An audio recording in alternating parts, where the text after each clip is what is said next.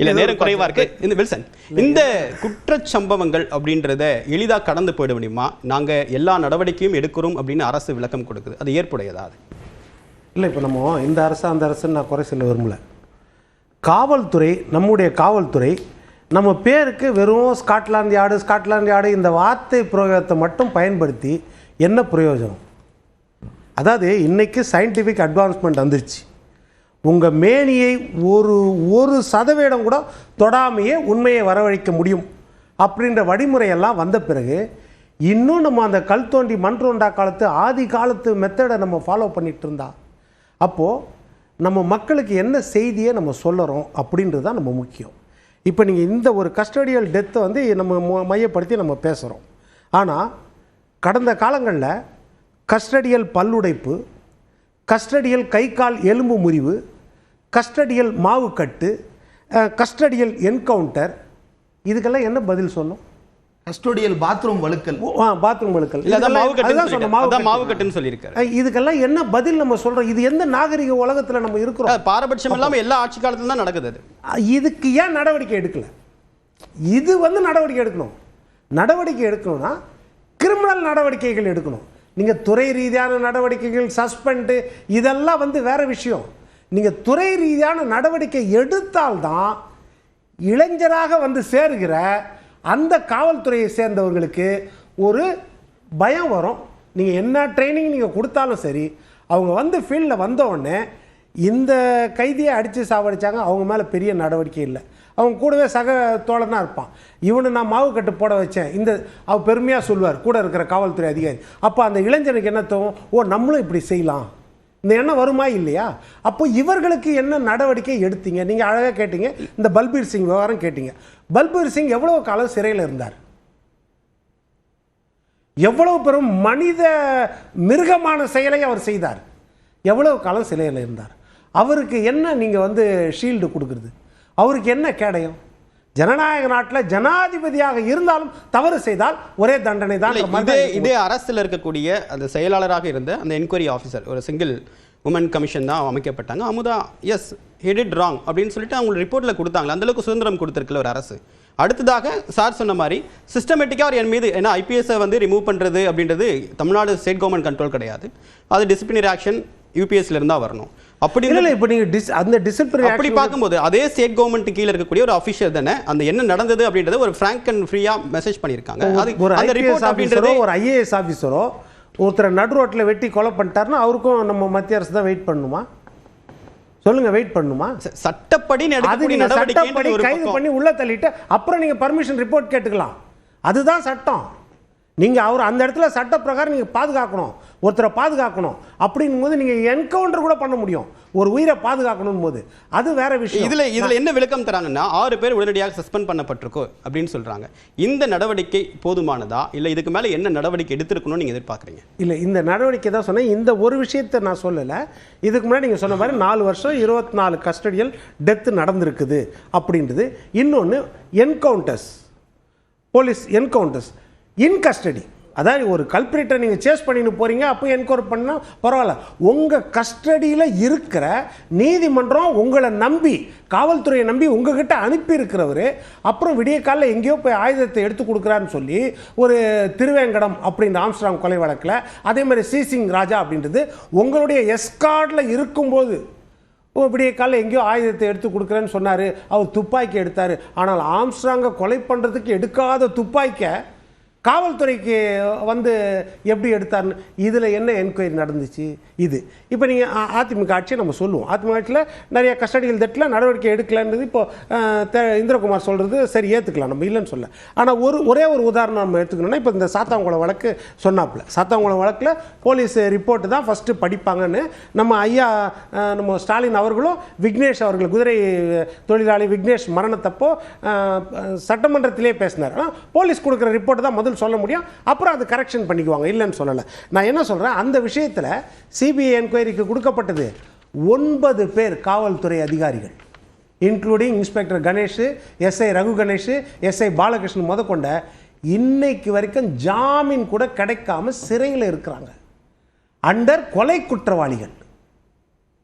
இப்போ இந்த 24 இப்போ கஸ்டடியல் டெத்து நடந்துச்சுல்ல, இதில் எத்தனை பேர் சிறையில் இருக்கிறாங்க இன்னைக்கு? எத்தனை காவல்துறையை சேர்ந்த சாதாரண அதிகாரி கூட இருக்கட்டும், கடைநிலை காவலர் கூட எத்தனை பேர் சிறையில் இருக்காங்க? இப்போது என்னென்னா, அப்போ அந்த காவலர்களுக்கு எப்படி ஒரு பயம் வரும், எப்படி நம்ம அடுத்த மெத்தடை ஃபாலோ பண்ணலாம் அப்படின்னு தோணும். இதில் நீங்கள் சொன்ன மாதிரி பார்த்தீங்கன்னா, காவல் நிலையத்துக்கும் கொண்டு போகல, நீதிமன்றத்துக்கும் கொண்டு போகல, அறநிலையத்துறை பாதுகாப்பில் இருக்கிற ஒரு கோயிலில் பின்பக்க வளாகத்தில் வச்சு 6 பேர் கொண்ட தனிப்படையை அமைத்தது. இல்லை, அரசு இதில் 2 சிக்கல் எதிர்கொள்ளுது. ஒன்று, அண்மையில் இந்த சிறுவன் கடத்தல் வழக்கில் இதே ஒரு ஹையர் அஃபிஷியல் மேலே நடவடிக்கை எடுத்தப்ப இல்லை சஸ்பென்ஸ் எல்லாம் ரிவோக் பண்ண முடியாது, சஸ்பெண்ட் தான் அப்படின்னு சொல்லிட்டு தமிழ்நாடு கவர்மெண்ட் சுப்ரீம் கோர்ட்டில் ஸ்டாண்டை கிளியர் பண்ணுறாங்க. இல்லை நீங்கள் அவர் மேலே எடுத்த நடவடிக்கையை வந்து நீங்கள் வந்து வாபஸ் வாங்குங்க, அவருடைய டிக்னிட்டி அவருடைய இன்டெகிரிட்டி பாதிக்கப்படுது அப்படின்னு சொல்கிறாங்க. உடனடியாக இந்த மாதிரி எடுக்கக்கூடிய நடவடிக்கையை நீதிமன்றம் கேள்வி கேட்கும்போது அதற்காக காத்திருந்து ஒரு 3 அல்லது 4 நாட்கள் முழுமையான விசாரணை அறிக்கை வரைக்கும் காத்திருக்கிறதுல அவசரம் காட்டணும்னு நினைக்கிறீங்களா? இப்போ அவருக்கு காத்திருந்து சஸ்பெண்ட் பண்ணீங்களா, உடனே பண்ணீங்களா? அதுதான் கேள்வி. அது போல நீங்க செக்ஷன் போட்டு வழக்கு போடுங்க, எஃப்ஐஆர் ஃபைல் பண்ணுங்க, நீதிமன்றம் கண்டிக்கிட்டோம், அப்புறம் பார்த்துக்கலாம். நீதிமன்றம் கண்டிக்கும்னு நீங்க கையவாளிகளை நீங்க வந்து பிடிக்காமே இருக்க முடியுமா? நீங்க பிடிங்க, வழக்கு போடுங்க, அதற்கு பிறகு நீதிமன்றம் கண்டிச்சா அது கண்டிச்சுக்கிட்டோம். அது ஜனநாயக முறைப்படி நீதிமன்றத்துக்கு நம்ம எப்போ போகணுமோ அப்போ போய்க்கலாம். ஆனால் நடக்கிற தவறுகளுக்கு உடனடியாக நடவடிக்கை எடுக்க வேண்டுமா இல்லையா, இதுதான் கேள்வி இன்னைக்கு. ஏன்னா நீங்கள் சொன்ன மாதிரி இப்போது 6 பேர் கொண்ட சிறப்பு படை தான் வந்து அடிச்சிருக்கிறாங்க. அவங்களுக்கு அந்த அதிகாரத்தை கொடுத்தது யார்? இன்னொன்று, தலைமைச் செயலகத்திலேருந்து ஒரு அதிகாரி தான் வந்து ரெக்கமெண்ட் பண்ணியிருக்கார் இந்த விஷயத்தில்.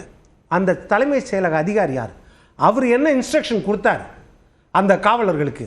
அடித்து கொலை பண்ண சொல்லி கொடுத்தாரா என்ன அவர்கிட்ட கொடுத்தாரு? அடுத்தது பார்த்தீங்கன்னா அதான் மானாமதுரை ஸ்பெஷல் டீம், அந்த டீம் சனிக்கிழமை வந்து அடித்தது. அப்போது அந்த டீமுக்கு யார் உத்தரவு கொடுத்தது? அந்த டீமை அமைத்தது யார்? இதெல்லாம் கேள்விக்குறி வருது.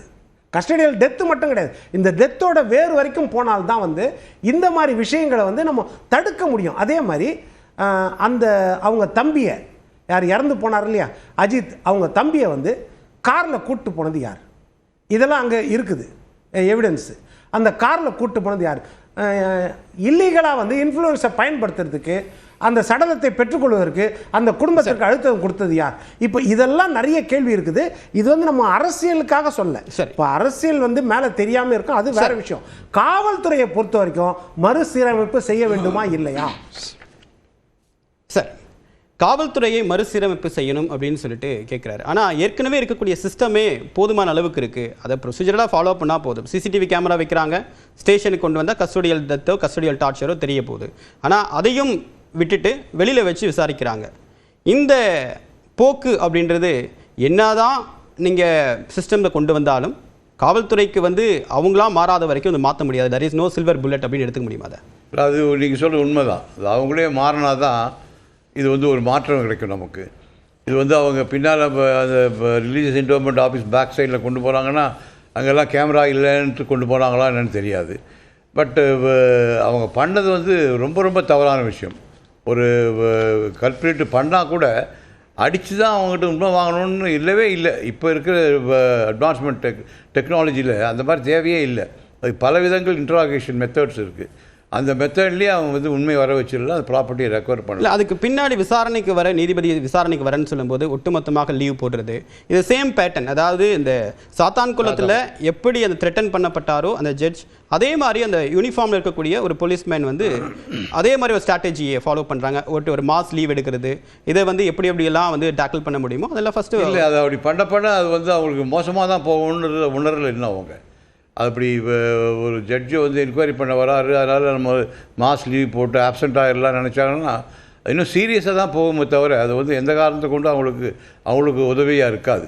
ஹையர் அத்தாரிட்டிக்கெல்லாம் அது போகாதுங்களா? ஹையர் அத்தாரிட்டியோட ரோல் என்ன இருக்குதுல்ல? இல்லை, நீங்கள் ஹையர் அத்தாரிட்டிஸ்ன்னு பார்த்தீங்கன்னா எந்த ஹையர் அத்தாரிட்டியும் இதில் வந்து தலை கொடுக்க மாட்டாங்க, எல்லோரும் கை விரிச்சிருவாங்க. எனக்கு தெரியும் ஹையர் அத்தாரிட்டிஸ் வந்து யாரும் இதில் வந்து தலையிட மாட்டாங்க. நீயே பார்த்துக்கன்னு அவன் பண்ண தப்பு ஹையர் அத்தாரிட்டிஸ் வந்து பண்ண முடியாது. ஏன்னா நாளைக்கு அவங்களும் வந்து இதில் மாட்டிக்குவாங்கன்றது பயம் இருக்குது. ஏன்னா இப்போ இருக்க பார்த்திங்கன்னா ஊனா உடனே வந்துடுது, சோஷியல் மீடியாவில் வந்துடுது. அதில் வந்து யாருமே எஸ்கேப் ஆக முடியாது. சும்மா நீங்கள் இவர் சொன்னார் போலீஸை பார்த்தா ஒரு பயம் அப்படின்னு, அந்த காலம்லாம் மலையேறி போச்சு. இப்போ பார்த்தீங்கன்னா போலீஸ் எல்லாம் பார்த்தீங்கன்னா ரோட்லேயே வந்து என்ன மாதிரி கண்டமாக கேள்வி கேட்குறான், அடிக்கிறான், போலீஸ்காரன் யூனிஃபார்ம் போட்ட போலீஸ்காரன் அடிக்கிறான். அது ஒரு அதிகாரத்துக்கு அப்பாற்பட்டு பொதுமக்கள் அவங்களுடைய பொது புத்தியிலேருந்து கேட்கக்கூடிய ஒரு கேள்வி. அது அரசை உழுக்கலாம். ஆனால் நிர்வாக ரீதியாக அவங்கள் மீது எடுக்கக்கூடிய நடவடிக்கைக்கு அதிகாரிகளுடைய ஒத்துழைப்பும் அவங்களுடைய தீர்க்கமான முடிவும் அவசியம். ஆனால் இந்த தண்டிக்கப்பட்டக்கூடிய காவல்துறை எண்ணிக்கையை பார்க்கும்போது ரொம்ப ரொம்ப குறைவு. 1700 கஸ்டோடியல் டெத்தில் வெறும் 26 பேர் தான் கன்விக்ட் ஆயிருக்காங்க. அப்படி பார்க்கும்போது சிஸ்டமேட்டிக்காகவே அவங்கள இப்போ காப்பாற்றுற போக்கு இருக்கா? காப்பாற்றுற போக்குன்னு கண்டிப்பாக இருக்காதுங்க. ஏன்னா இது வந்து அது வந்து ஒரு கேஸ் பேசிஸில் தான் நம்ம சொல்ல முடியும். இது ஒரு கேஸ் இருக்குதுன்னு சொன்னால் அது வந்து அவங்க ஆக்சிடென்டலாக இருக்கும், இல்லை வந்து இது வந்து சீரியஸான ஒரு அஃபென்ஸாக இருக்கும், அந்த மாதிரிலாம் இருக்குது. அதில் வந்து சில விஷயங்களை காப்பாற்ற செய்வாங்க ஜென்யூனிட்டி இருந்தால். அது இல்லைன்னா இந்த மாதிரி அடித்து கொள்ளணும்னு யாரும் சொல்ல மாட்டாங்க, யாரும் காப்பாற்றவும் மாட்டாங்க. இது வந்து அதிகாரிகள் கொடுக்குற டைரக்ஷன்ஸில் அந்த சர்க்குலர்லாம் ஃபாலோ பண்ணாலே இந்த மாதிரி மேட்டர்லாம் கொஞ்சம் கண்டிப்பாக தடுக்க முடியும் நம்மளால், எனக்கு நம்பிக்கை உண்டு. 3rd டிகிரி ஏன்னா இதில் 25 நம்பர் சொல்கிறாங்க, எதிர்க்கட்சி தரப்பு வந்து 25 கஸ்டோடியல் டெத்துன்னு சொல்கிறாங்க. திருட்டு வழக்குகளில் ஈடுபடக்கூடிய அல்லது குற்றம் சாட்டப்படக்கூடியவர்களை இதில் அதிகமாக அளவுக்கு கஸ்டோடியல் டெத் நடந்திருக்கிறத பார்க்க முடியுது. அவங்க மீது ஏன் இந்த அளவுக்கு தாக்குதல் நடக்குது? அவங்க கேட்கறதுக்கு ஆள் இல்லை அப்படின்ற ஒரு அலட்சிய போக்கு இல்லை சார். இது பார்த்தீங்கன்னா ப்ராப்பர்ட்டி அஃபென்சஸ்ன்ற விஷயத்தில் தான் நிறையா வருதுன்னு சொல்கிறீங்க. இது வந்து இப்போ லோக்கல் போலீஸ்க்கு ரொம்ப ப்ரெஷர் இருக்கும். இந்த கேஸ் வந்துச்சுன்னு சொன்னால் அதை வந்து அவங்க எப்படியாவது கண்டுபிடிச்சி பார்க்கணுன்னு சொல்லி அந்த ஒரு ஓவர் கான்ஃபிடென்ஸில் போய் அவங்க இந்த மாதிரி அடித்து பண்ணிடுறாங்க. இது வந்து கொஞ்சம் பொறுமையாக உட்காந்து, ஆனால் 24 ஹவர்ஸில் அவங்க கோர்ட்டில் ப்ரொடியூஸ் பண்ணணும். கோர்ட்டில் ப்ரொடியூஸ் பண்ண பிறகு அங்கேருந்து கஸ்டடி எடுத்தாலும் அவனை வந்து இதே லெவலில் கொண்டு வந்து ஆஜர்படுத்தணும்னு சொல்லி கோர்ட்டில் சொல்லுவாங்க. ஒன்றும் இன்ட்ராகேட் பண்ண முடியாது, ஒன்றும் செய்ய முடியாது, எந்த ப்ராப்பர்ட்டியும் ரெக்கவர் ஆகாது. இருக்கிற ஷார்ட்டஸ்ட் டைமில் அவங்க எவ்வளோ ப்ராப்பர்ட்டி ரெக்கவர் பண்ணுறதுக்கு முயற்சி பண்ணுவாங்கன்னு பார்த்தா அந்த மாதிரி நேரத்தில் தான் இந்த மாதிரி போய் அசட்டுக்கு அதை தைரியமாக பண்ணி அடித்து ஒடிச்சு பண்ணுறாங்க. அவங்க இன்ட்ராகேட் பண்ணுறதுக்குனே சில டீம்ஸ் இருக்காங்க. இதில் ஒருத்தர் ஒரு அக்யூஸ்டு இருக்கார் சொன்னால் அவர் இன்ட்ராகேட் பண்ணுற விதத்திலேயே வந்து அவர்கிட்ட உண்மையை வாங்கிடலாம். அது செய்யலாம். இது அவங்க செய்யலை. இதில் சரி இந்திரகுமார், இப்போ அழுத்தம் இருந்துச்சு அப்படின்னு சொல்கிறார். அழுத்தத்திற்கு எங்கே இடம் இருக்குது? அந்த அழுத்தத்தைக்கு காவல்துறை பணிகிற அளவுக்கு தான் இருக்காங்களா? இன்னும் என்ன மாதிரியான நடவடிக்கை எடுக்க தவறி இருக்குது? இல்லை, சிஸ்டமேட்டிக்காக சில ரிஃபார்ம்ஸ் தேவை. நம்பர் 1, காவல்துறையை பார்த்தா பயம் வருது அப்படின்னு சொல்கிறது சாதாரணமானது அல்ல.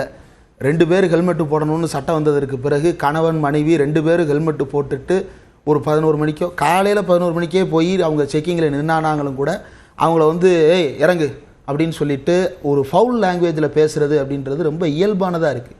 அதே போல் கை நீட்டுறது அப்படின்றது ரொம்ப சாதாரணமாக இருக்குது. ஏன் இதை சொல்கிறேன் அப்படின்னா, இது படிப்படியாக எந்த இடங்கள்லையுமே காவல்துறை வன்முறையை கையாள தொடங்குகின்ற இடத்தை நிறுத்தினால்தான் அந்த வன்முறை முற்றாமல் நம்மளால் தடுக்க முடியும்.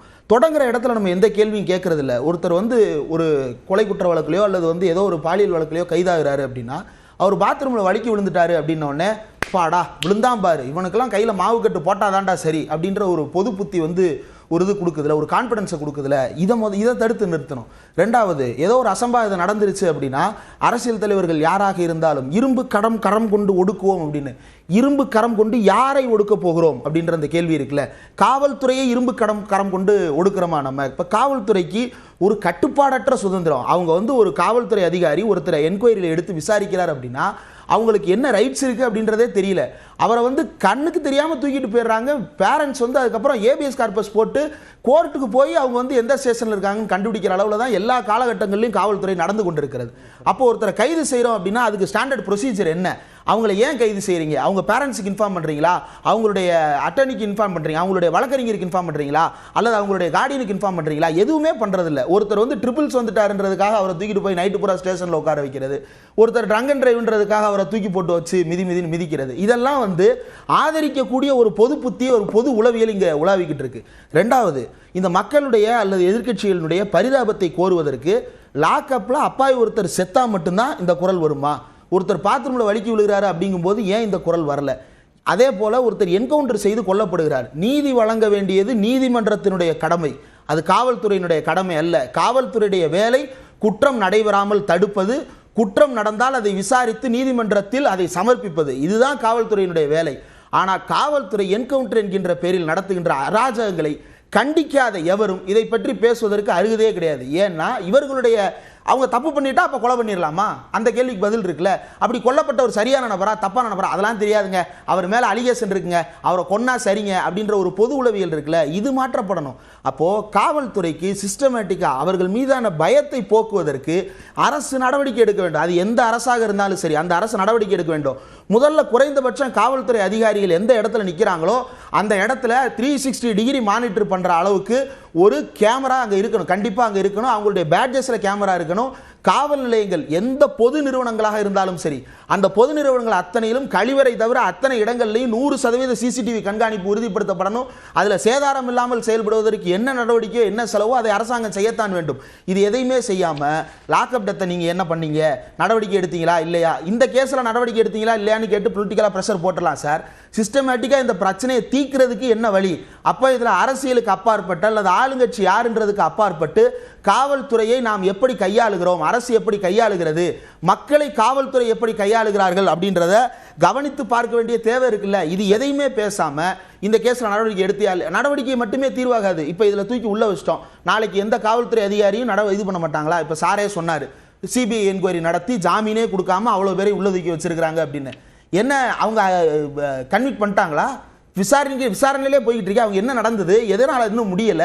அப்போ இதை பார்த்து பயந்துருந்தாங்க. ஒரு காவல்துறை அதிகாரிக்கு தப்பு பண்ணா நம்மளை ஜெயிலில் வச்சிருவாங்கப்பா, ஜாமீன் கூட கிடைக்காதுப்பா அப்படின்னு அவருக்கு தோணி இருந்தது என்றால் இந்த தவறு நடந்திருக்குமா? அப்ப நடவடிக்கை எடுக்கிறது தீர்வு தரப்போறது இல்லை, மாறாக இது நடக்காமல் தடுப்பதற்கு அடுத்து என்னன்றதை எதிர்க்கட்சி தலைவர் அவர்கள் பேச வேண்டும் என்பதுதான் என்னுடைய கோரிக்கை. காவல்துறையை சீரமைப்பது என்பது காவல்துறையை ரிஃபார்ம் பண்ணணும் அப்படின்ற சிங்கிள் ஸ்டேட்மெண்ட் கிடையாது. என்ன ரிஃபார்ம் பண்ணணும்? நீங்க ஆட்சியில் இருந்திருக்கீங்க 3 வருஷம், உங்களுடைய 3 வருஷ ஆட்சி காலத்துல 25 கஸ்டோடியல் எதிர்க்கட்சி கேள்வி எழுப்புறது இருக்கட்டும், இன்னொரு கேள்வி இன்னொரு பக்கம் இருக்கு. இந்த மாதிரி அடுத்தடுத்த நிகழ்வுகள் நடக்கிறது சட்ட ஒழுங்கு சார்ந்த பிரச்சனையை திமுக அரசுக்கு கூடுதல் அழுத்தத்தை ஏற்படுத்துதா? அதை திமுக அரசியலாக ஃபேஸ் பண்ணட்டும் சார். இப்போ லாக்அப் டெத்தை தடுக்கணும், அதுக்கு என்ன செய்யணும் அப்படின்றது தானே. அந்த விஷயத்தில் இப்போ லாக்அப் டெத் நடந்ததற்கு பிறகு இதில் இன்னொரு பெர்ஸ்பெக்டிவ் நம்ம பேசாமலே கடந்து போகிறது, இதை வைத்து சமூகங்களுக்கு இடையில் பதற்றத்தை ஏற்படுத்துகின்ற வகையில் பரப்புவது. ஒரே ஒரு உதாரணம் மட்டும் சொல்லிடுறேன் சார், போன தடவை நான் முடிக்க முடியல. என்னன்னா இப்போ 6 காவல்துறை அதிகாரிகள் இப்போ கைது செய்யப்படுறாங்க.